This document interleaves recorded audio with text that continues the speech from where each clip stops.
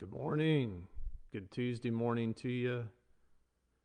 April 19th. Moving right along here in April. Man, it's been a interesting last week.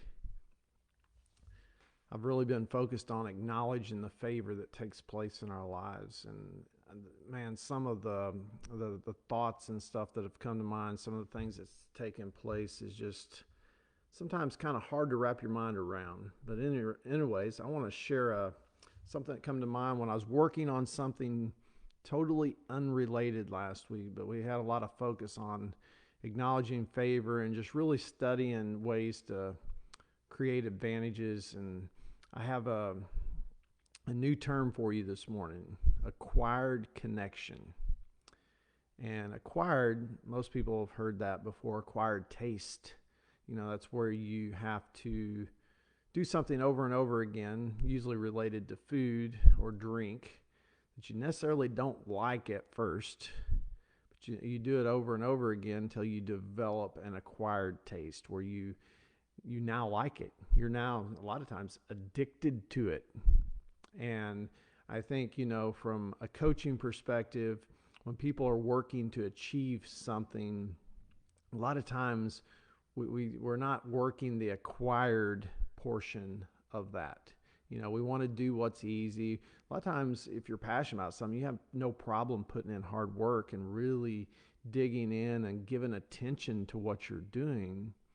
But we're not always excited about doing some of the things that could really make an impact.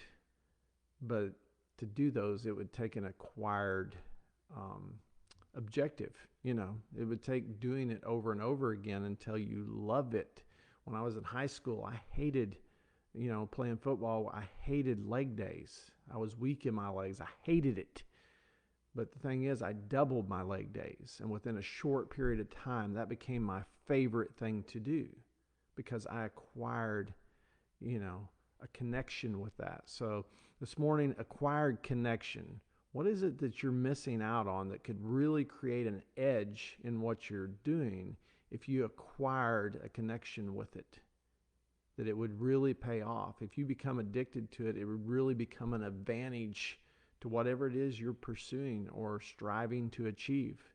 I think it's important to think about. And I was thinking of it after I had this thought that came to me. I sat down and wrote 3 pages of notes on it. It's crazy. It just, how thoughts will come to you. And man, sometimes you just need to sit down and write stuff out because it'll be gone if you don't. So, but yeah, I was talking to our guys last night, and a big deal in racing is at the end of the day, whatever you think is, creating the advantage for the guy who's winning. At the end of the day, the only thing between you and the guy that's winning is separation.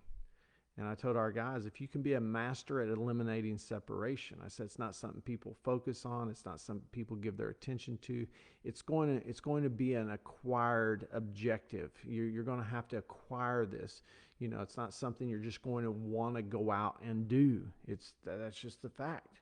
But I think if you set the objective to become a expert at eliminating separation in the racing world, guess what?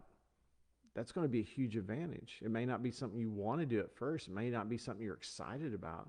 But if you acquire that connection, man, the possibilities that exist, because if you eliminate the separation, it doesn't matter what somebody else did or didn't do to get to the top position.